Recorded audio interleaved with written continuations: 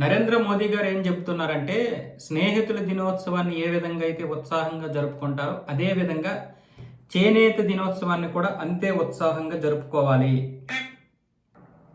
अभी पिछले सप्ताह आप सबने फ्रेंडशिप डे मनाया। मैं आज आग्रह करता हूं 7 अगस्त हैंडलूम डे होता है।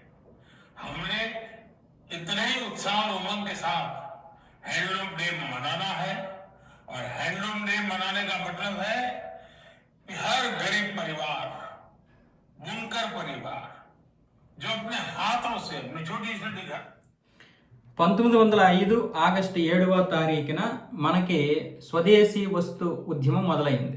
అంటే స్వదేశీ వస్తువులే కొనాలి, విదేశీ వస్తువులు వద్దు అని చెప్పి అప్పట్లో బ్రిటిష్ ప్రభుత్వాన్ని వ్యతిరేకించినటువంటి దినోత్సవం ఆగస్టు 7న ప్రారంభమైంది. కాబట్టి అదే స్ఫూర్తితో ఆత్మనిర్భర భారత్ అనే కార్యక్రమం నిర్వహించారు కదా, అది కూడా మొదలైంది కదా.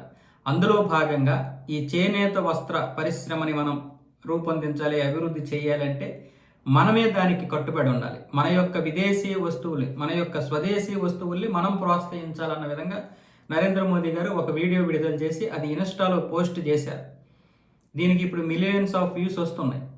అయితే మీరు ఇంతకుముందు చెప్పినట్లుగా ఏడ్చుకునే వాళ్ళు ఏడుస్తూ ఉంటారు, వాళ్ళ గురించి వదిలేయండి అని చెప్తున్నాను. కానీ మన యొక్క స్వదేశీ వస్తువులు ఇది మాత్రమే కాదు, ప్రతి దాన్ని మనం ప్రోత్సహించాలి. వీలైనంత వరకు మనం ఒక షాప్ దగ్గరికి వెళ్తే మనకు కావాల్సినటువంటి వస్తువు అడిగితే ఇచ్చేస్తారు, మనం తెచ్చేస్తున్నాం. అలాగే పెద్ద పెద్ద డిమార్ట్ లాంటి దగ్గరికి కూడా మనకు కావాల్సినవి బుట్టలో వేసేస్తున్నాం, తీసుకొస్తున్నాం. కానీ అది ఏ దేశము ఏంటి అనేది మనకు అనవసరం అయిపోయింది ఇప్పుడు.